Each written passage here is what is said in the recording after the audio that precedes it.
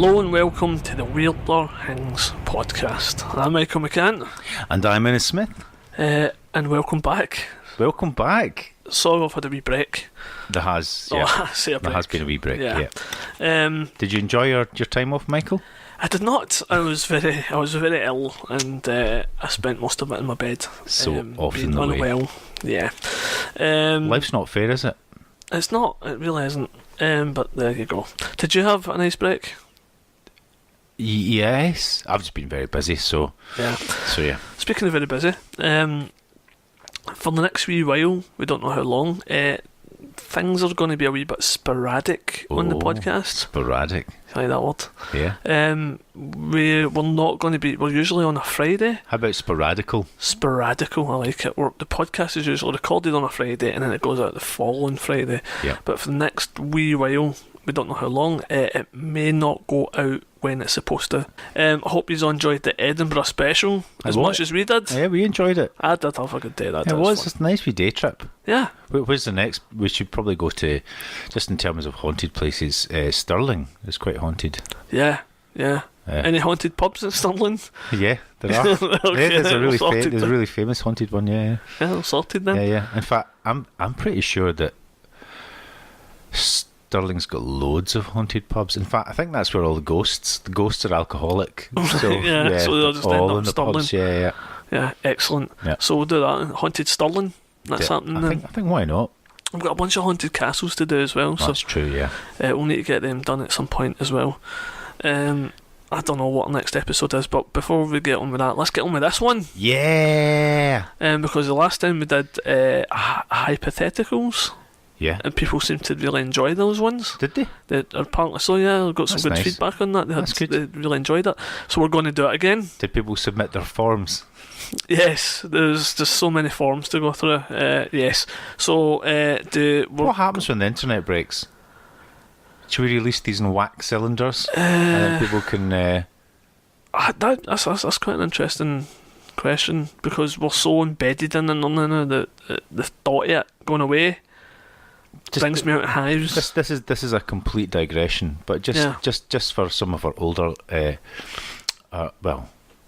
our listeners of varying ages, but often people that are young, they're kids, obviously millennials, that they've grown up with the internet. It's always there. It's always there. This is like an Alcoholics Anonymous meeting. There's a wee confession here, but I play role-playing games. So there you go. So in the popular, it's okay. In popular culture, most people will be familiar with D&D, like Dungeons and Dragons. So if you can think about something like that, it's something like that. But we're looking through old gaming magazines recently, and people were advertising for a play-by-mail role-playing game. So those still ongoing. Yeah. So those fighting fantasy game books where you had to choose your own ending. You'd read a book and things like that.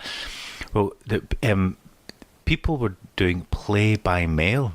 So what you would do is somebody would send you a letter saying blah blah blah blah blah, and then the orc points to the left door or the right door, and you go, right door, back.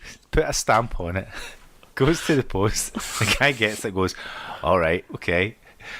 Yeah. Types up the next one, sends it off to you, and so play-by-mail game. It's like there's a film or something where there's two people having a chess game by like mail. Yeah. And it's just like it takes some years. Yeah, I know, but it's just that. But the thing is the mail used to be really efficient. There used to be 2 deliveries a day. I used to be a postman. There used to be 2 deliveries a day. Yeah. But back in Victorian times, I think there was like 4 deliveries a day. It's ridiculous. I posted a letter last week and it got lost. Yeah. Like it wasn't leaving the city. It was staying within Glasgow. It was going from my address in Glasgow to another place in Glasgow. Never arrived. It's completely disappeared. Do you want some amazing see, if you asked an old postman here, some amazing letter stats though is apparently I don't know, this used to be the case when I did it, but it used to be 98% like delivery of letters, right? And basically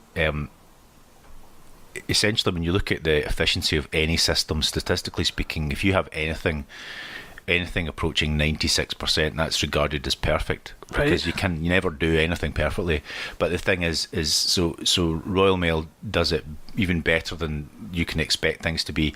But the thing is, if you extrapolate that, numbers is the point. For every 100 letters, two letters go missing. Yeah. But how can it? But how many letters are there? Yeah. Well, do you know what? I think some of them are misdelivered. So I think a lot. Oh, that definitely happens. I think, and then it just doesn't go back in the post. Yeah. So somebody will get something through that's not for them, or Yeah, my sometimes- postman's hopeless. Yeah. I don't know how many times he's posted my mail to people, like, not even in the same building, like across the road and stuff like that, or I've received people's. But it's just like when your job is to deliver mail, Yeah. you pick up the letter, you take it to another place, and you leave it. How does it How does it become lost? Like it just boggles my mind how you lose something when I don't get it. Yeah, I think it's a lot of it's just things being misdelivered. Misdelivered. Yeah. Right, so it's not actually lost, it's just somebody else has got it. Well, it goes through the mail centre. You know, things get sorted like 2, 3, 4 times, things like that. Do they have, like, because I imagine there's just a big room full of undelivered mail. Well, you know, you see these computers that sort them. Well, they're sorted again by hand. So a machine sorts them, then a postman sorts them, then they go to the delivery office, and then they're sorted again. So they're like every letter goes through like four sorts. And then they still lose it or misdeliver it. Yeah. It doesn't. And then it's given to an alcoholic postman who posts it up a tree in a drunken stupor. It's so accurate. It's unreal. Yeah. I had a relative that was a postman, and one day said he'd delivering his mail. He just went to the pub and got steaming, and then he's got caught because of that. We've seen you staggering down the road at 4 in the afternoon with a full mail bag, drunk. Yeah, there was a young guy. One time we had the gaffer, as the managers are called. The gaffer said, "Look, everyone, look at this guy's frame," and basically just said, "Look, this guy's frame's, it's really tidy and perfect." And so everybody singled it for praise, and everyone's going, "Oh, right, okay, it's really good." Everyone's secretly thinking, "Aye, right," because this young chap, he was an alcoholic. Right. And the thing is he was also had really, really good times. But of course, it used to be the case where you could pretty much fit most of your mail in one bag. Mm-hmm. But now you have all these drop boxes. You see them all over the place, these mailboxes, etc. But a lot of the time, because there's such large volumes of mail, you can't fit them into a drop box. So what Royal Mail does is asks local businesses to look after them. So the certain local businesses or lobbies or receptions, etc. It makes you say, look, if there's somebody there guarding the mail, said, would you mind if we left some mail sacks for you? Yeah. And that's where the postman picked them up. And so this young postman was off because he was in hospital because he was coughing up blood because of liver failure, because he was an alcoholic. Right. So I was covering his round, and of course when you're out, basically it takes ages, right? Yeah. When you don't know the route, it takes ages. Like, where is anything, right? So I got to this news agent where so I was going to pick up the second bag, and there was like 8 bags behind there, and he just left the bags. He obviously just got into a wee bit of a drinking phase, Right. Okay. and just went, I've finished, and got back in the bus and went away, and just left the rest of it. So basically, this entire second half of his walk, that's his beat. Yeah. People always think postmen have beats. Yeah, that was his walk, his area. Just left, just left in the back of it. So I had to go through it all and deliver it all. No, there's a thing at Queen's Park Pond. They drained Queen's Park Pond and found all this mail. Because some postman had just been dumping all his mail into the Queen's Park Pond, duck pond. That's terrible. Yeah. That's it. And do you know what, boys and girls? It's not just terrible; it's criminal. Yeah, it's actually a criminal offence. Yeah. So I think because they've got internal affairs and stuff like that in the post office to make sure you're not diddling birthday cards. It's actually true. Yeah, people they actually the Royal Mail essentially have their own internal police force, and they're the only. Either the police can take a case to court, like or Royal Mail. So there you go. So yeah. So I reckon they should just earn a wee bit of money. Should branch out to other other forms of. Yeah, as long as they're not security. looking for missing people, because you never find them. You get a post office detective. Yeah. Yeah. Well, you can get lots of other services in Royal Mail. Anyway, just a thought. Yeah, we diverged there talking about Postman, right? So will we get on with our? Aye, that might be an outtake. You never know. Yeah, that's eating up some time. Do you want to go first? We are hypothetical. All right. Okay. Scenario. Okay. Well, maybe do you know what I'll do? I'll start off with this one because obviously you would just be waiting for this one otherwise. Okay. Considering the question I asked. Yeah. All right. Okay. Yeah. Okay. During, are you ready for this? Right. Okay. A drunken Ouija board session with your dad, right? Okay. Right. The woman in Attack of the 50-Foot Woman, right, comes through really strong, and she's 50 foot, right? Right. Okay. Okay. Right. She's a massive ghost, and she comes through, and she's brought Jane Mansfield with her. Right. Right. Are Okay. they both dead? Yeah. Oh, not as Jane Mansfield dead. Yeah. Yeah. Yeah. Okay. Just checking, in case one of them is still alive. Bless you. You're young. I am quite Young Michael. You don't know. And say that they actually have the winning lottery numbers, right, for the next draw, right? Okay. And they'll give you these winning lottery numbers if you buy Boleskine House, right? So that Lord Wumferfeld, the ultimate demon, can be summoned, right, from Boleskine House and come through to this dimension to usher in the era of blood. But you at least get to keep the rest of the money. What would you strike that deal? I wouldn't. No? No. Because what's the point in having a lottery winnings if you're in an era of blood? Yeah, I think it might even be an eon of blood. Eon? Yeah, I think eon. Yeah. Yeah. So there's not. I can't read my own writing. It's got to be hard to enjoy your money when the Dark Lord is raining down upon us all. Do you know what I would do? What would you do? What I would do is I would take the winning numbers. Right. I would win the lottery. Right. Right. And then I'd give it to a good cause. Right. Right. I'd give it to a good cause, and then the next time, right, it's on the Ouija board. Yeah. I mean, what are they going to do? You can always hang up. That's true. Yeah. You know what I mean? Yeah. Yeah. And if they've got a problem with that money going to a good cause, right? Yeah. Just to test if they were the winning numbers. If they've got a problem with that, then tell them they can take up with higher authorities. That's what I would say. Yeah, I think you're maybe messing with some forces you couldn't possibly comprehend. I wouldn't want to. I don't know if I would want to dabble. Is that the moral lesson? Yeah, I just don't think I'd want to dabble in that. Do you know the thing as well was I was thinking I was making up that nonsense. I was thinking there was the woman that was in Attack of the 50 Woman and Jane Mansfield, and I thought, you know how the women always go to the toilet together? Yeah. Right? Yeah. Right. And just thinking, is that how ghosts behave when the Ouija board was going on? They're down in pairs. They're like, it's like a telephone booth in the afterlife ringing. They're like, yeah, let's pick up. Who is it? Hello. Yeah, Come could here. be. That's quite a good just comparison. Everyone just crowding around going, hello. Yeah. Yeah. But We who don't is get that? many people. That's it. Aye, that's quite good. I like that idea. Yeah. Yeah. Because it's often the way, isn't it?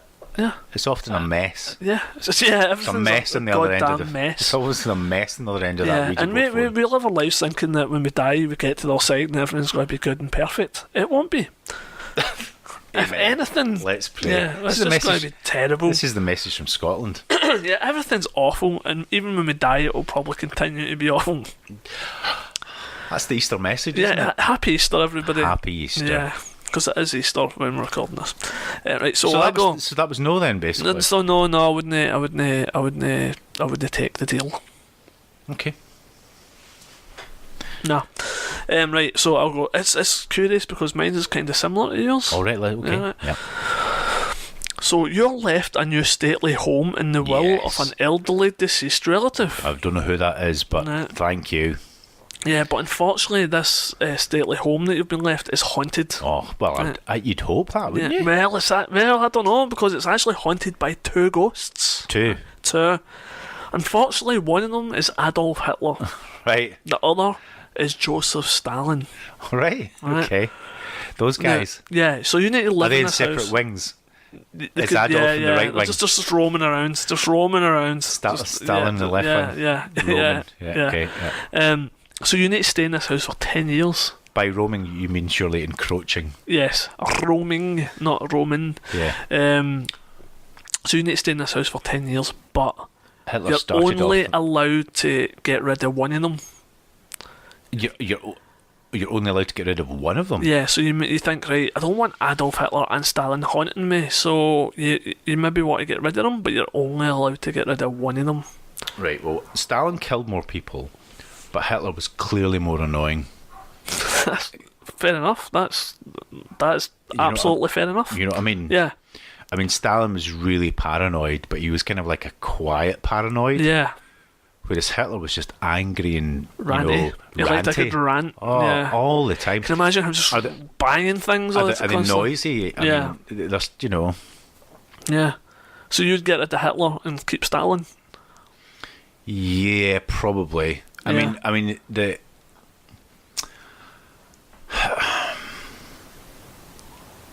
Yeah, I think I probably would actually. Yeah.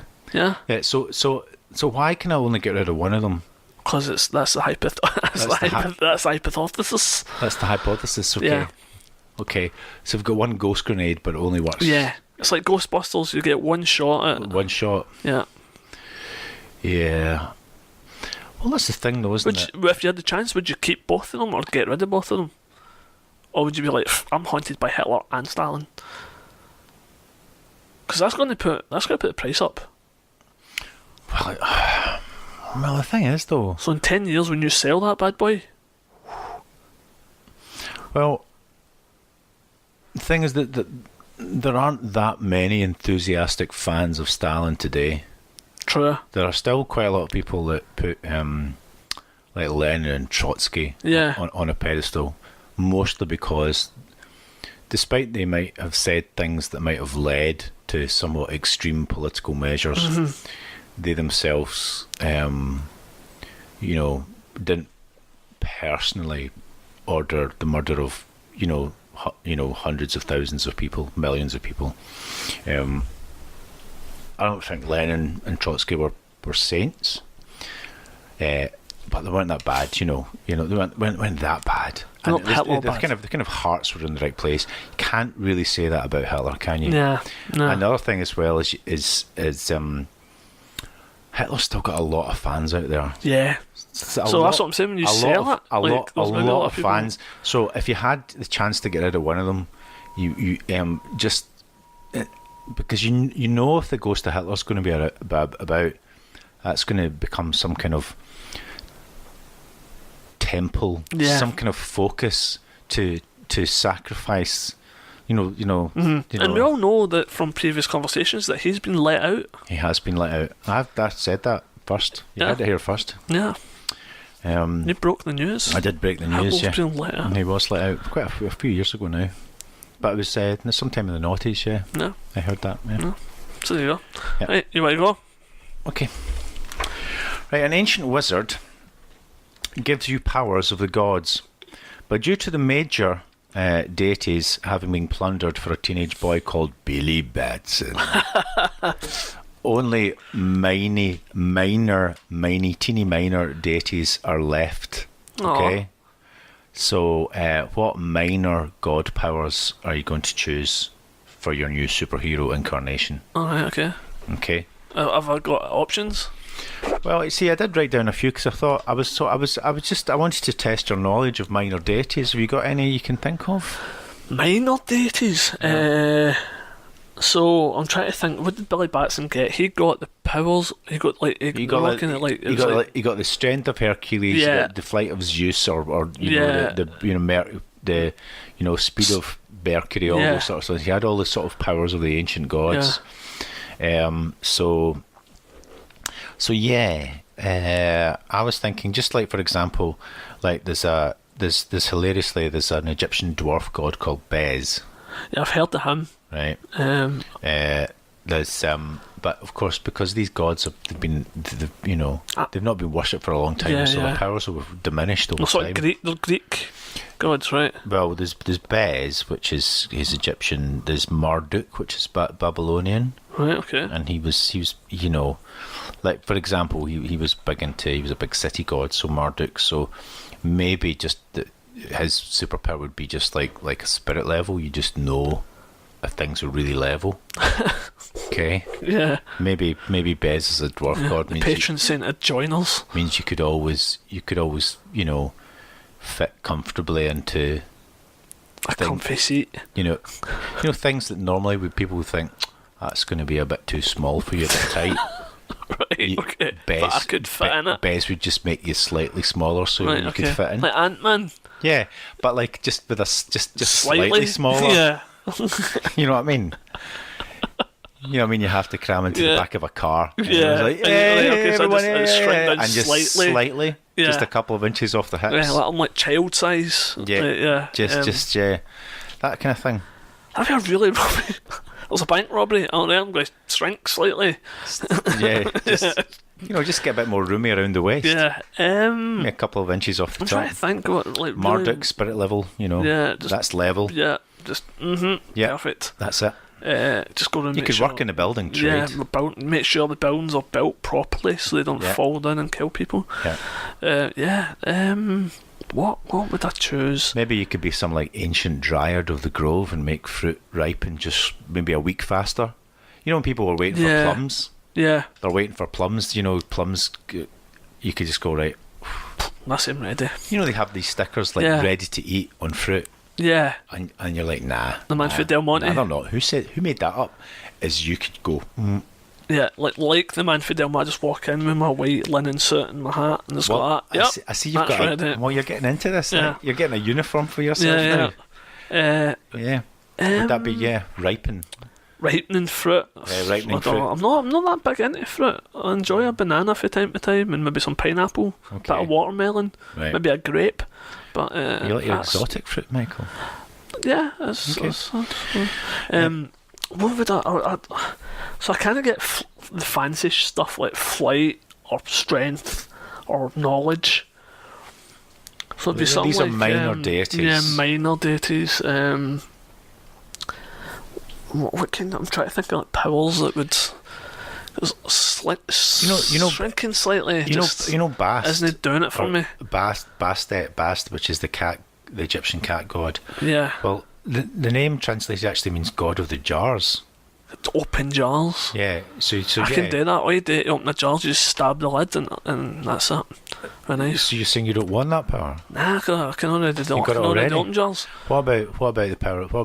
Because obviously these are godlike powers. You have the ability to find the lid to jars, because that's another thing. Yeah, finding stuff that I've lost, that would be... So basically, card keys. Any small container... Yeah. No, this is not a power that Bast would give you. Oh, right, it's too powerful, finding my card keys. Yeah, that's another thing. Right, okay. No, just finding the lid to things. Oh, right, okay. The lid to small containers. I think that's a pretty good one. I mean, just think who loses the lid to small containers, though? Everyone, Michael. Everyone. But I don't, you see, because when I'm finished using it, I put the lid straight back on. Oh, well. So that's not something that I need. Not a power you need. No. Not even for other people. I mean, you could run into people's houses and... Oh, see, I need to do stuff. Help! Help! I can't find a lid. Kicks the front door down. I have arrived. Yeah. It's over there. Yeah. You're welcome. Yeah, that would be good. Yeah. And then it's just me leaving, standing at the bus stop. That's it. Took me 20 minutes to get here. Yeah, that's it. I don't I'd probably just leave it, to be honest. This is it. I'm getting an overwhelming vibe. Yeah. You don't care about minor, you're only after the big ones. Yeah. I can either fly or have strength or see through things. Anything else I'm not particularly interested in. The thing is even just listening to myself, I was like, you know what? To make yourself slightly smaller, that could be a life-saving Yeah, power. I might qualify to be a pilot for the Air Force. Because you need to be small to be a... I mean, just thinking the amount of trousers you could fit into. That would be handy. I'm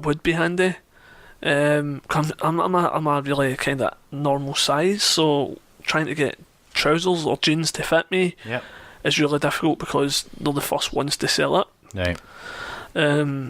So if you anytime I'm trying to buy trousers or jeans, it's always... So you could go from a medium to small. Yeah. Yeah. Boom, done. True, yeah. That's me done to a 30 waist. So are you going to become Bezman?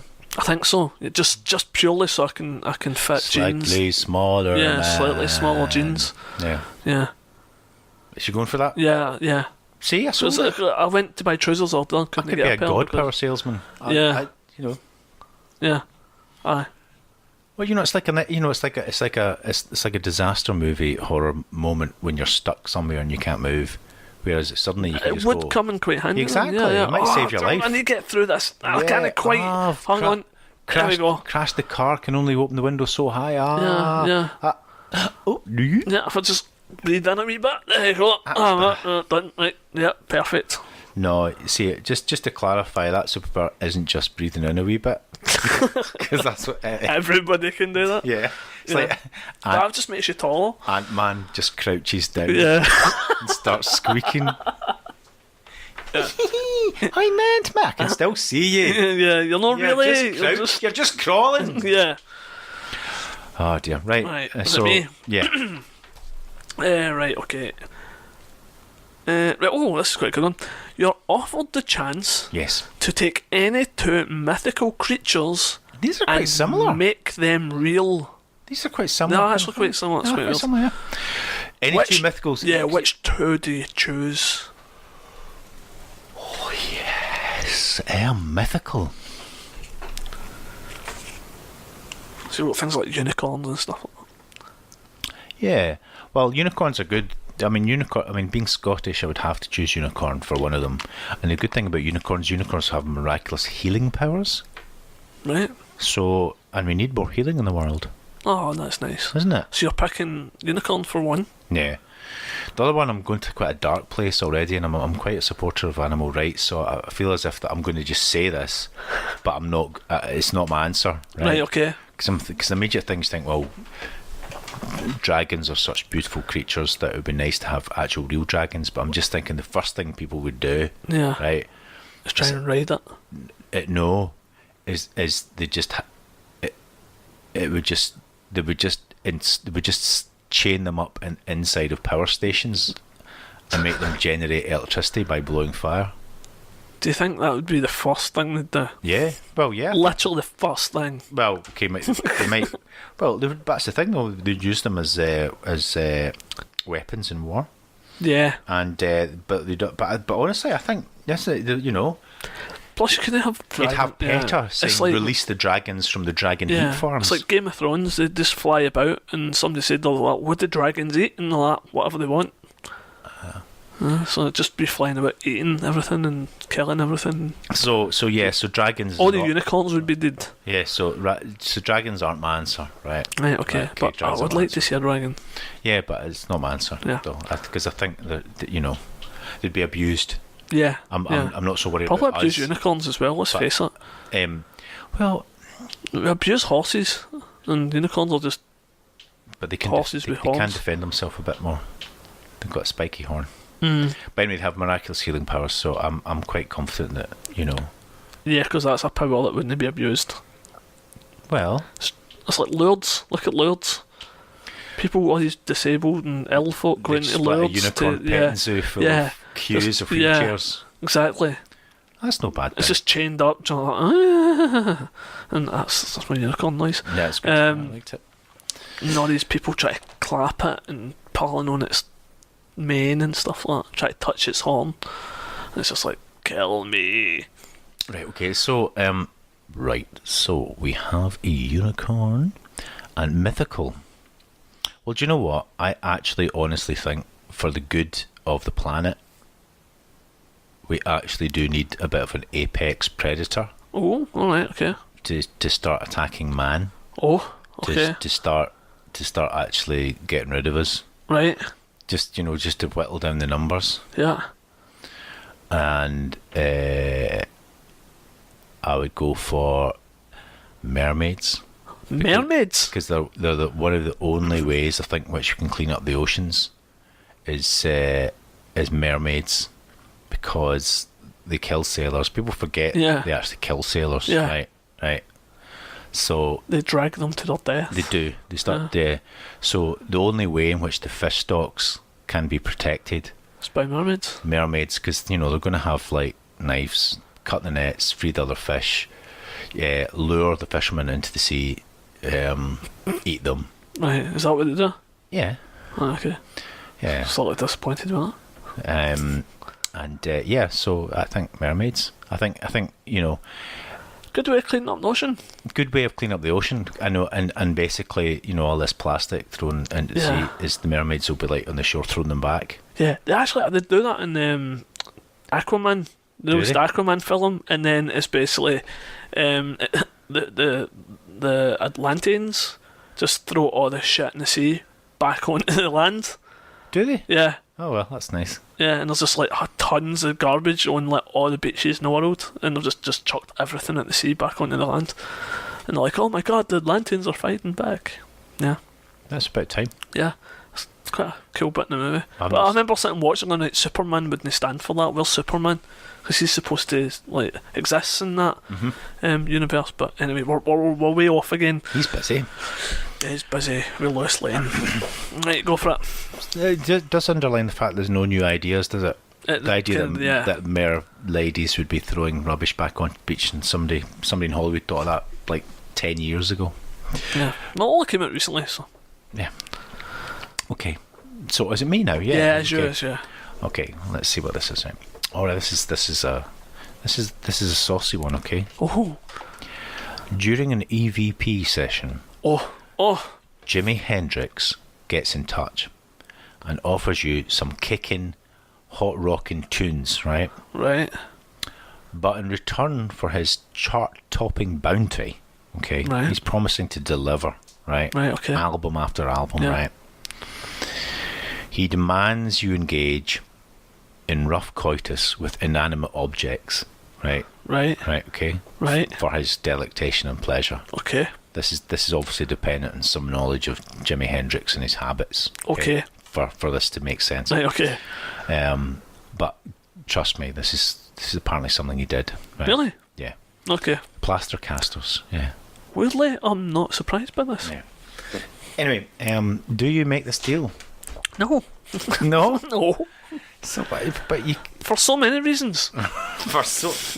Is there not just one reason? Couple of reasons. Okay, go. Firstly, I'm not that big a fan of Jimi Hendrix in the first place. Oh, right, that's interesting. Okay, yeah.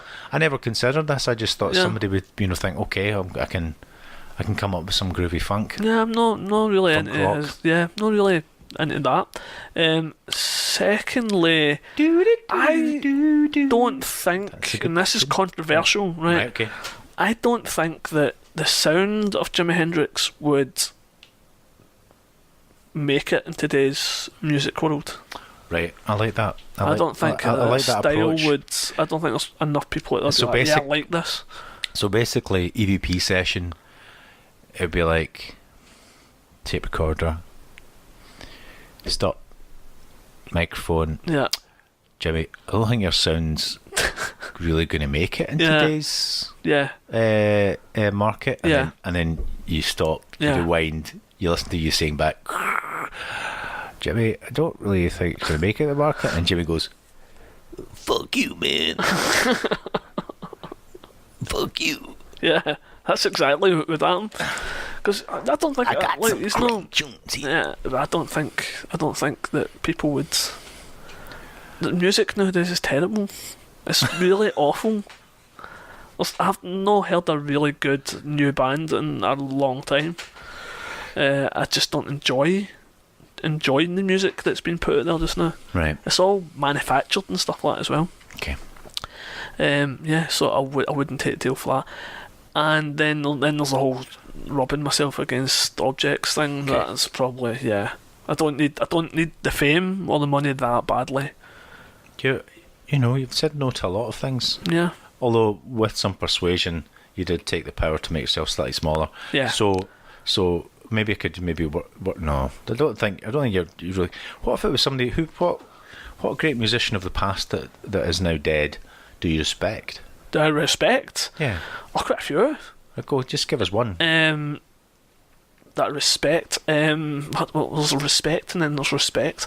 I was a big Chris Cornell fan. Right. And he killed himself a couple of years ago. Yeah. So I really liked him. So what if he came through? If he came through and says, you could have my singing voice, then I'd be like, I will hump anything you want. Right, okay. There you go. To make that work. I will possess you. Yeah. And sing through your vocal cords. Yeah. But I need to hump a table leg. Have certain demands. Fine. I don't know whether or not the gentleman was into that, but whatever bad habit he had, maybe. Would you take on the bad habits of Chris Cornell? I don't think he had that many. I think he was like married with kids and stuff like that. So it wasn't like what's his face for the Red Hot Chili Peppers, who had like heroin habits and stuff like that. Right. Not like that. Heroin habits, plural. Yeah. One wasn't enough. Yeah, one wasn't enough. Have many heroin habits. Or like Michael Jackson, you know what I mean? Oh. You couldn't. It wouldn't be animate objects. He'd be wanting to be pumping, you know. It would be kids. I will come back from the other side and give you my gifts and power, but also my appetite. Yeah, you want to stay clear of that. Yeah. Right? You want to stay clear of Michael Jackson. Stay clear of Michael Jackson. Yeah. There's quite a few. You hear all these stories. What was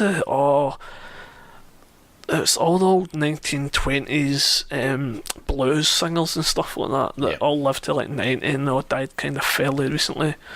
When you hear some of the stuff they were into, and you're like, holy shit, holy hell, you're like, man, you guys weren't. They weren't. I mean, they could make music and they were good at it and stuff like that, but they were not nice people.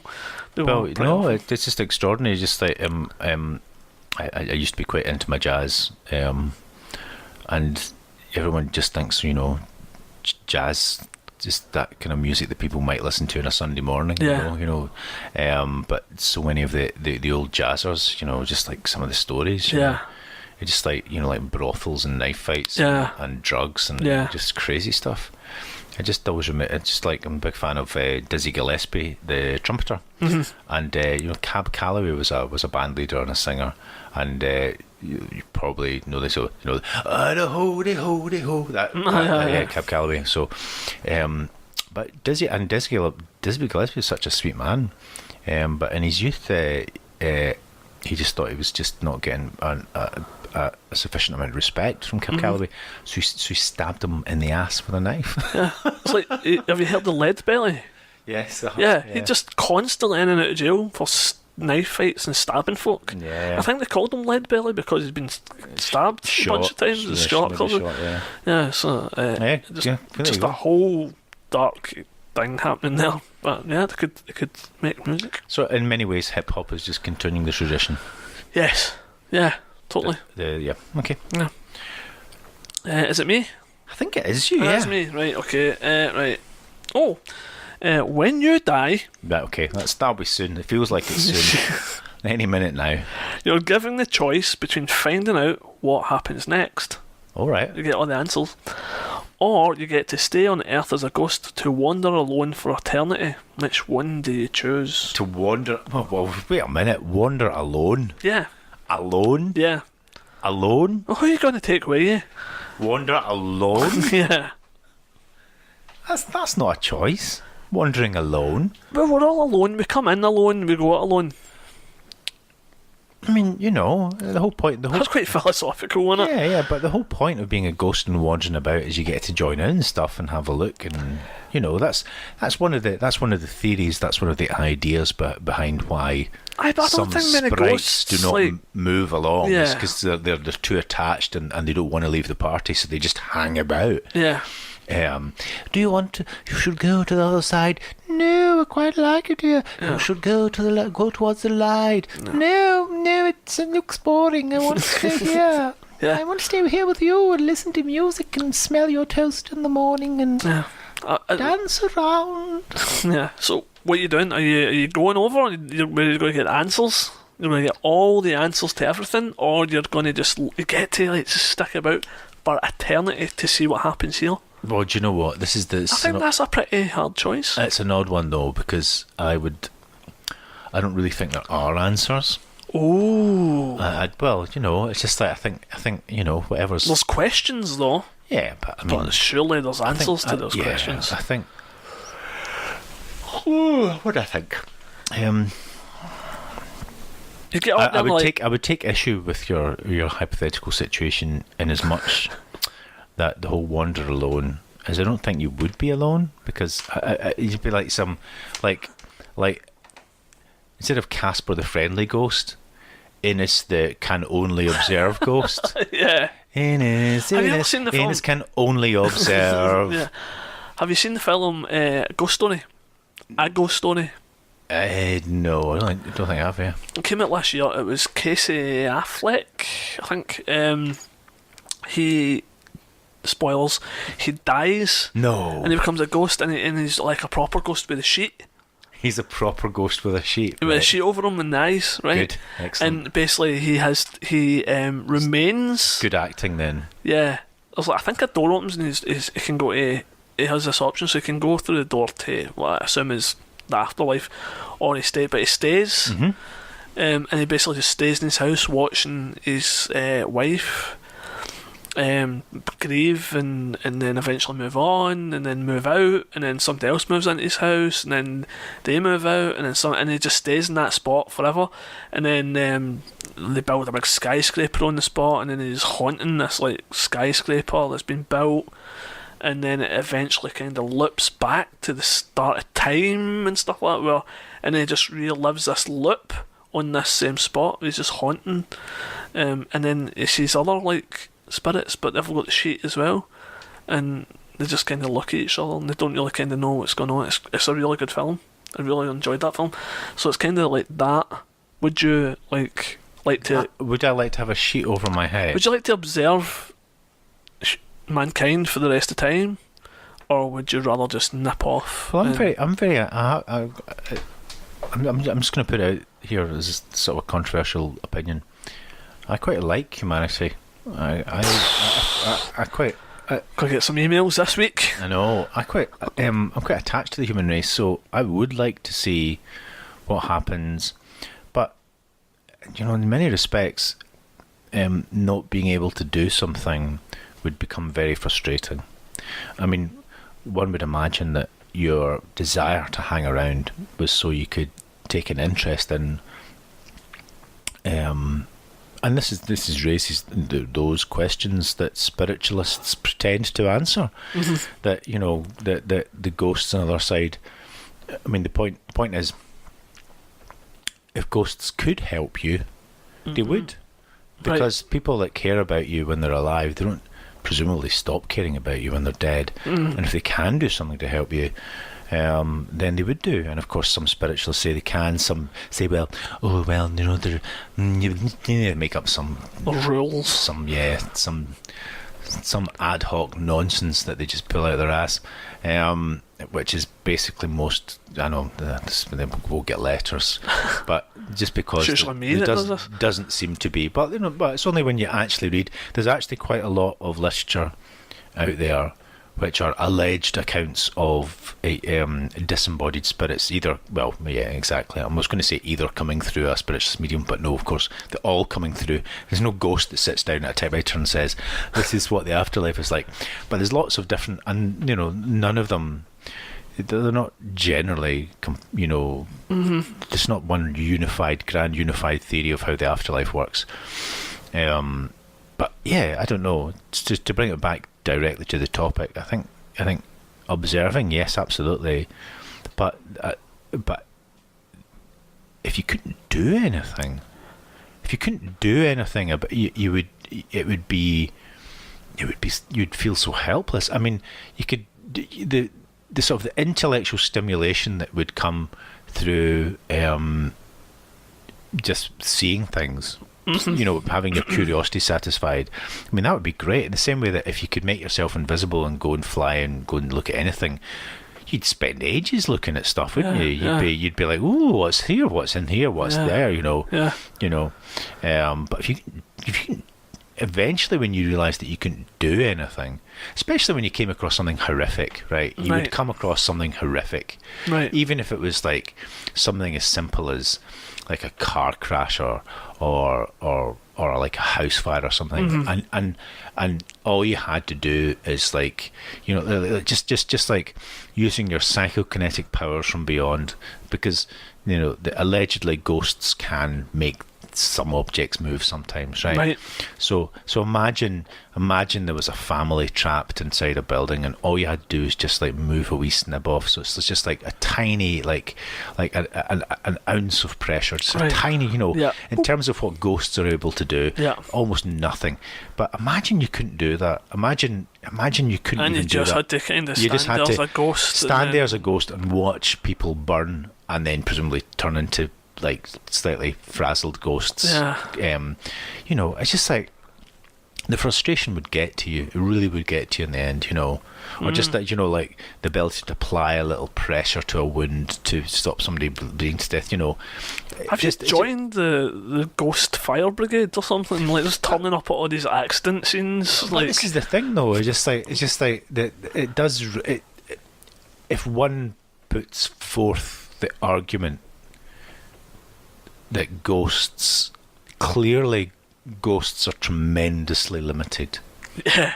They're tremendously limited, and this certainly seems to be the case if you look at all the literature, all the accounts. When you think about it though, they need to be. Of course. Because otherwise they would just be interfering with everything. Like somebody's about to walk out in front of a bus, so their dead cousin yanks them back and saves them. You know, you've got ghosts messing with the timeline and changing. So obviously, the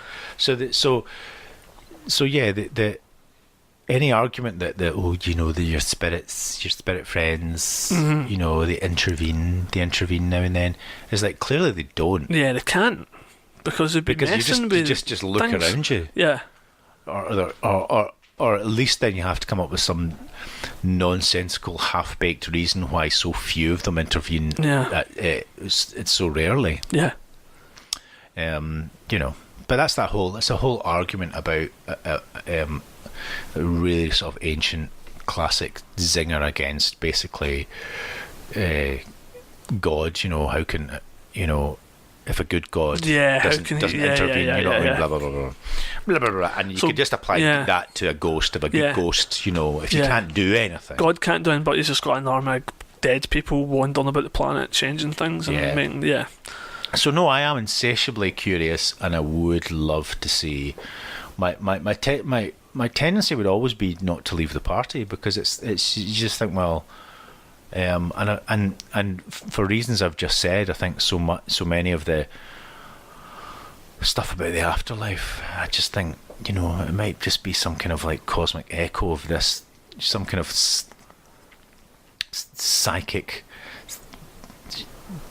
psychic shadow of this realm, in which basically our personalities and our motivations just kind of, you know, just like the echo in an effects pedal or something, you know, we just linger a bit more and then disappear off into nothingness.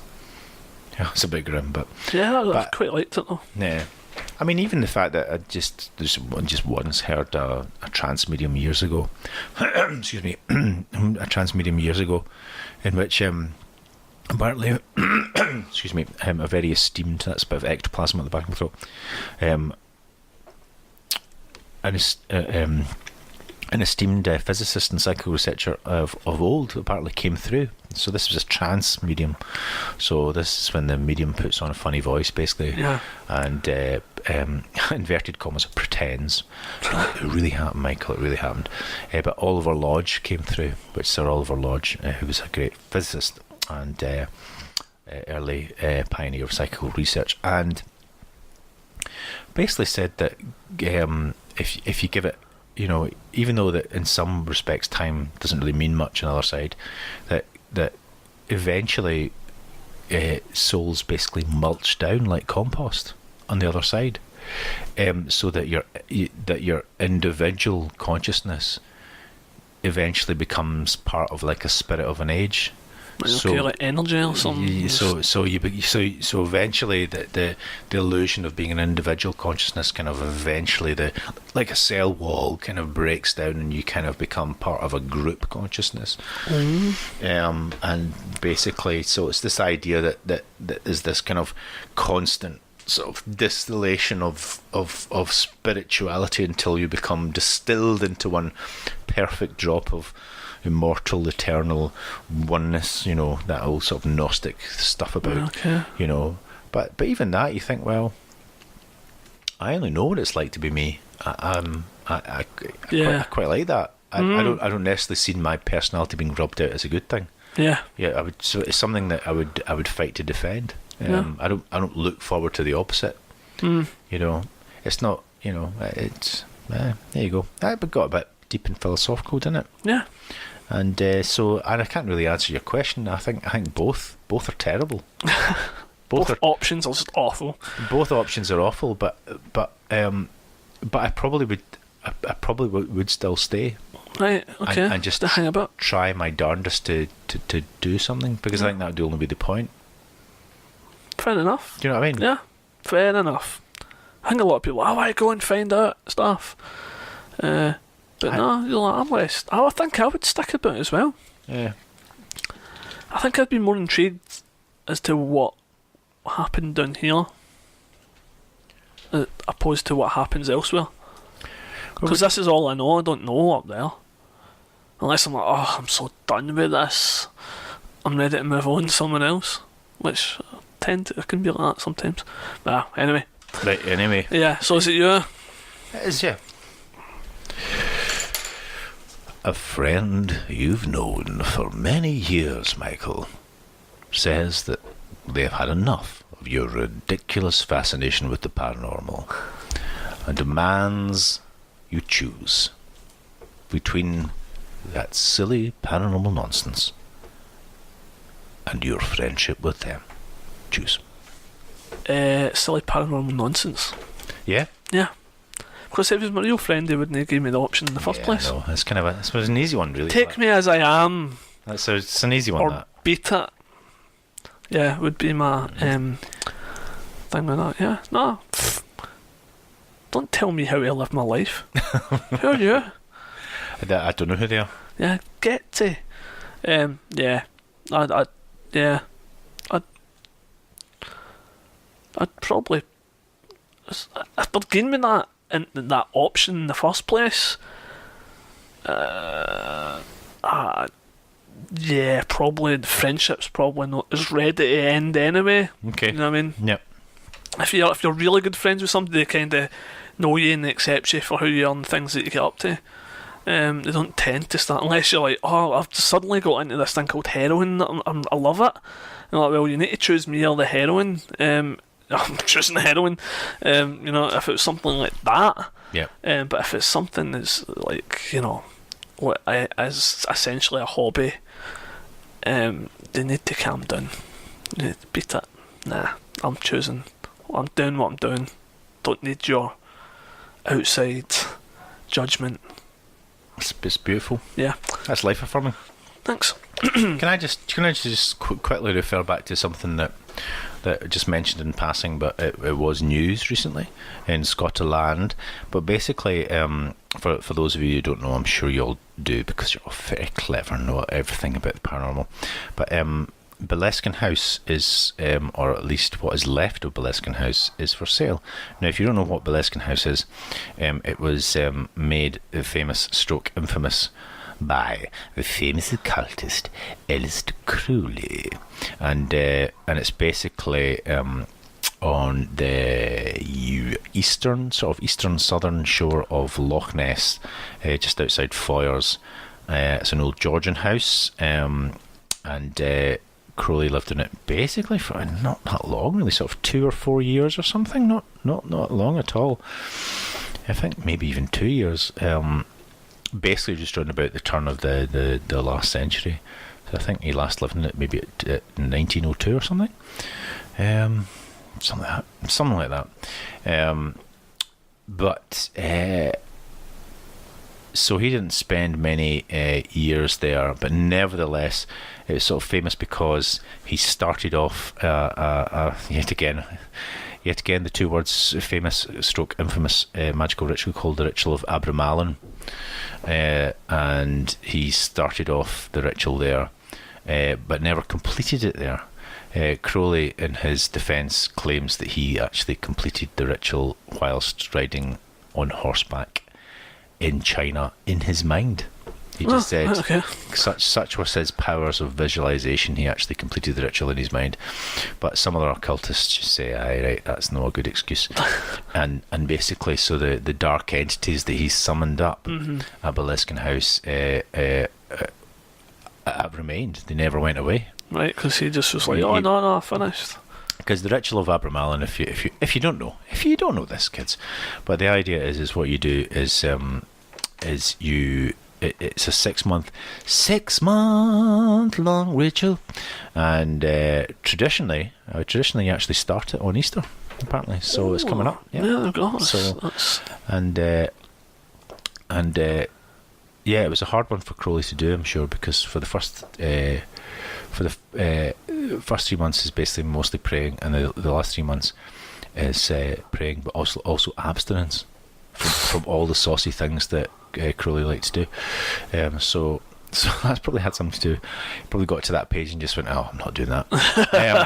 But the idea is what you do is you summon the Grand Dukes and Princes of Hell, and basically to command them.